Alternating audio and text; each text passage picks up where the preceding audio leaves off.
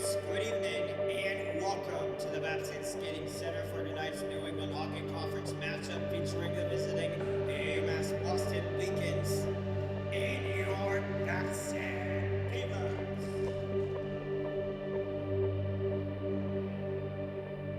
Life, like hockey, is a beautiful game. We can all strive for greatness, but life will hit you with an unexpected loss when you least expect it. It's about how you fight back from that loss. And this film is about our friend Jake Thibeault. My grandfather coached a local high school. He was an assistant there for years. So I grew up going to the rink, watching practice with him. But the first time that I fell in love with hockey, and I say this story a lot, is I was kind of running around the house and my mom and dad put the Bruins on. You know, we had the Bruins on, which we usually didn't. And I just literally stopped in my tracks. And was sitting there looking at it. He just stared at it. And then he looked at us and he's like, I'm gonna play hockey. He loved it. Little did I know what the journey that would bring. Jake's 11. Go, Jakey!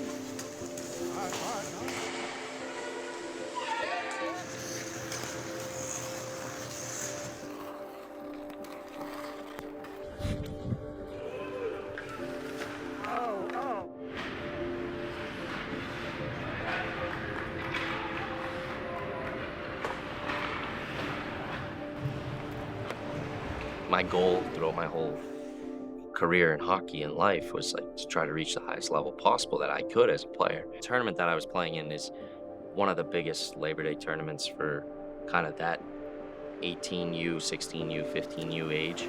So then we had 2 games Saturday. You know, we start off good, playing well, put one in early. And then I scored one from kind of the slot and things felt good. Go to the face-off dot, win the drawback. He made a pass to me going up the right side. Got the puck, was coming down the right side directly for me. I was standing along the boards. I was going full speed. Turned his body awkwardly and passed it to his friend, and he hit the boards directly in front of me. It was the loudest bang I'd ever heard, and I looked down and he just slid across the ice. Right then and there, I knew something wasn't right. It was bad.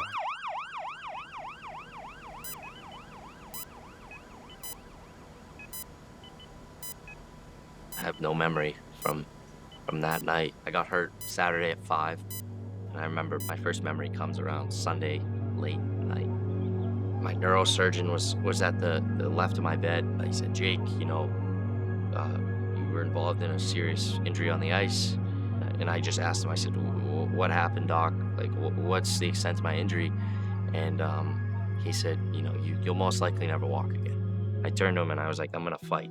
Initially when Jake got here, because of his injury level, he had no core muscles, so a lot of it was working on sitting balance, his upright tolerance. With these types of injuries, when you lose the muscle pump in your legs, gravity pulls the blood down to your feet and doesn't want to, you know, return it back. So initially it was a lot of that kind of stuff, but we progressed very quickly to weight-bearing activities, so lots of standing, a lot of robotic-assisted gait training with our Locomat device, walking with KFOs, which are our full leg braces, and a walker. He was the patient that kept us on our toes a little bit because he came from an athletic background, so we were constantly having to think of new things to do with him.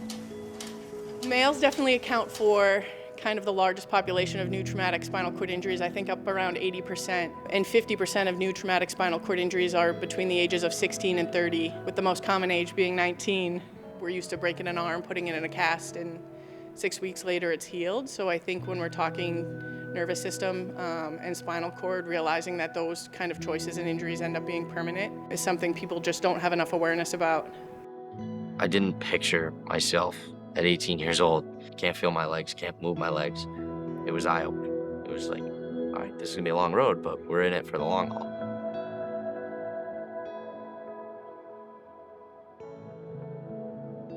Jake was here a couple days before he got injured, so his visit to campus was the week he got injured. I first heard about it on the news, but simultaneously had started to hear about it from other hockey coaches. And although Jake had only been here for 2 hours, and we had spoken on the phone once or twice and emailed back and forth, it added a level of close to home for me, having just literally seen him within a week, not paralyzed. And I went to my boss, the athletic director, and emailed the dean of admissions and said, I know this is way out of left field, But there's a young man who you may have heard of. His name's Jake Thibeault. He was injured. He was a recruit of ours. We were recruiting him. He got hurt. He is not going to play hockey here, but I think he'd be a great kid to be a part of our community.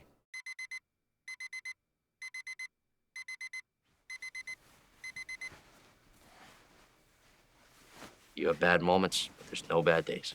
The fact that I woke up this morning is a good moment. And I learned that when I got hurt.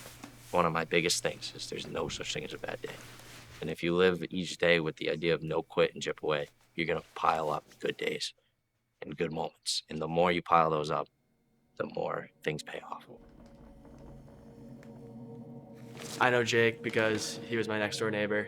I met him my freshman year. And to this day, he's still living next to me, and we became best friends since then. I was not familiar with paralysis before Jake's injury, and really at all. But it never really hit me until I get experience every day with Jake. Just the like how difficult paralysis is, but it also just taught me how he's able to get through every day and how it's not just a barrier in front of his life. School hockey is different than playing travel or juniors just because you're with the guys 24/7. You know, you eat meals with them, you go to class with them, you come down to the rink with them. You share your lives with them. Our sophomore class is made up of 15 guys. And when anybody asks me how many guys in the sophomore class, like it's 16. And Jake's is 16.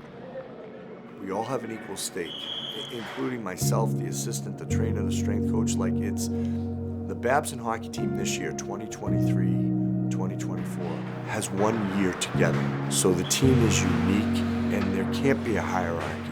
And so it does not matter that Jake doesn't put skates on. He's a part of our program. He puts the team first. He puts his teammates second, and he puts himself third.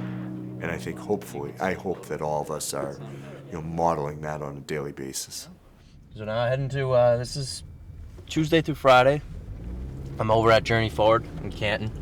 It's about a 20-minute drive, not too bad. And this is what I like to say, the war zone.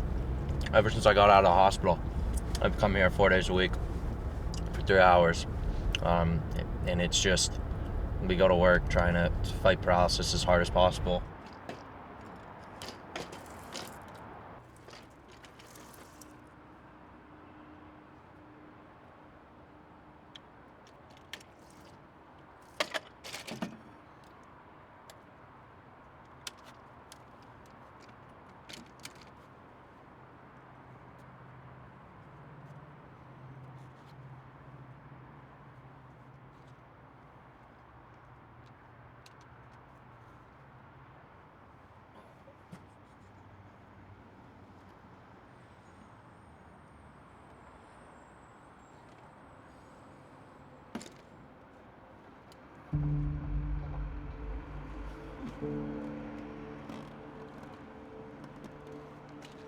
When I go to work out, guys are coming to practice. They're coming to practice to be a better hockey team.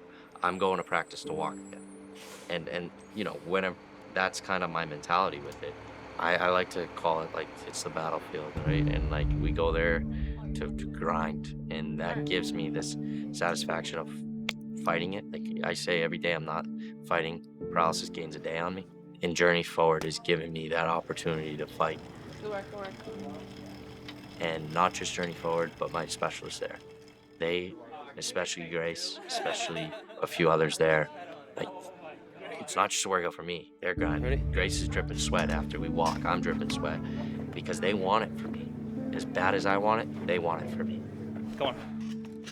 And then also, aside from the people there, like the equipment they have, the research that's going in over there, keep moving forward. Like technology's going up and Journey Forward's moving up with it. So our main goal with our stimulation is retraining the nervous system, not just activating the muscles and fighting atrophy, but actually trying to drive neurological recovery through repeated electrical stimulation. Everyone's in it to grind, and I'm blessed that I can go to Journey Forward. Chip away. Every day you're 1% better. Every day you're just pounding and pounding and pounding. And before you know it, that breakthrough will come through and all that hard work will pay off.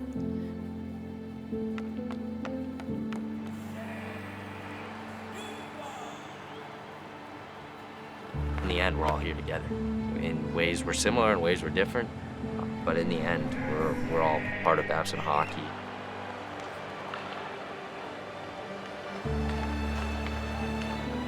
Being a teammate is more than one's physical accomplishments. It's how we live in our hearts and overcome challenges together while interacting with the world around us. Never quitting on our dreams and living our lives with no bad moments and no bad days.